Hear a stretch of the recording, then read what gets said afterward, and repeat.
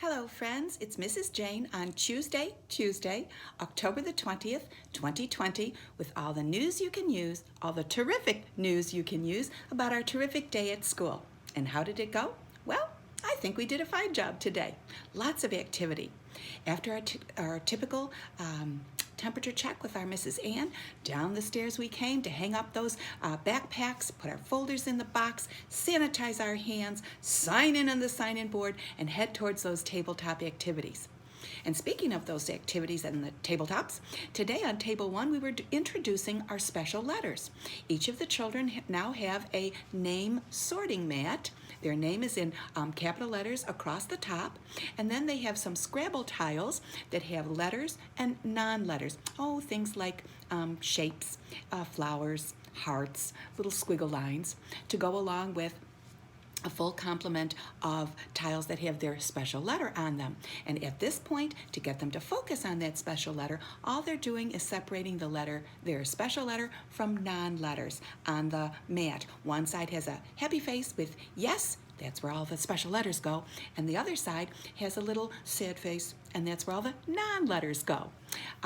Also, parents, if you're wondering why we present names in all caps, that goes right along with our handwriting program. And by the way, you know that's the one they use at Sidway as well. It's called Learning Without Tears, and as we've probably discussed before, it's a very sequential developmental program that offers the kids a step-by-step progression towards handwriting. And the theory there with those capital letters to start is that A, they're much easier to write, and B, less chance for reversals when we're writing them. If you have any more questions about that, certainly ask when you come in, or shoot us a little textification or a phone call. Yeah? Okay. So, good start there. And then on table number 2, we were looking at Peter's wife, and this time we were doing a little counting with her and a little number recognition. So each of the kids was presented with a plate that had a little pumpkin on it, and then some little figures of Peter's wife, and some number cards. The number cards told you how many of Peter's wife you should put in your pumpkin. So a little bit of number recognition, a little bit of counting there. On table number 3, we got a chance to decorate a square. We were presented with a white square paper plate and some gorgeous orange glitter glue, and we spread that and squiggled design all over the top of the plate, and then added some very glittery glitter. It's actually a tubular glitter, something new for us. It had a nice little shine to it. Along with those tabletops, in the library today we were tossing squares. We had our great big black pot out and all of our square bean bags, many of which were orange, of course, and gave the kids a little gross motor practice tossing those bean bags in the pot. We also had our orange Play-Doh out, of course, for some creations there. After our tabletop activities concluded today, parents, we joined each other on the choo-choo line. Once there, we got our orange square tickets. Of course, we did some sanitizing of hands too, yes. Did a little bit of rote counting, 1 to 10, with our whisper voice, our classroom voice, and our loud voice. And we headed all the way to our Good Morning Circle. Once there, we introduced our persons of the day. We said our pledge to the flag to be good citizens. We greeted each other with our good morning song.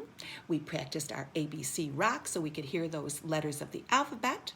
We did a little 7th inning stretch. We did a little stretch and count with punching up towards the ceiling with our hands as we counted, like we've been doing, and then a little stomp and count, get the blood flowing in our legs as well. We sat down again and did our shape songs, circle song and square song. And today we started having our persons of the day distribute and collect our shapes. Yes, we're adding those jobs little by little, parents. And then after our shape songs, it was time for to tell some stories with our fingers, our little finger plays. We started with an old favorite, the hand chant, moved right into 10 red apples, then went into 5 little jack-o'-lanterns sitting on a gate. Once those were completed, we stood up for a little moving and telling, and that one was, I'm a little pumpkin. After that, a little head, shoulders, knees, and toes. We do enjoy it when that one gets going fast. After our songs, then we got into our individual groups, our small groups. And on the art side of things, Mrs. Ann was having everyone create a pumpkin patch today. We painted everybody's knuckles in orange paint, and they pressed them onto their paper patch. We added a little green vine to go with it, and those are up on the wall already, so when you sign in or you sign out, give a little look on the wall for those.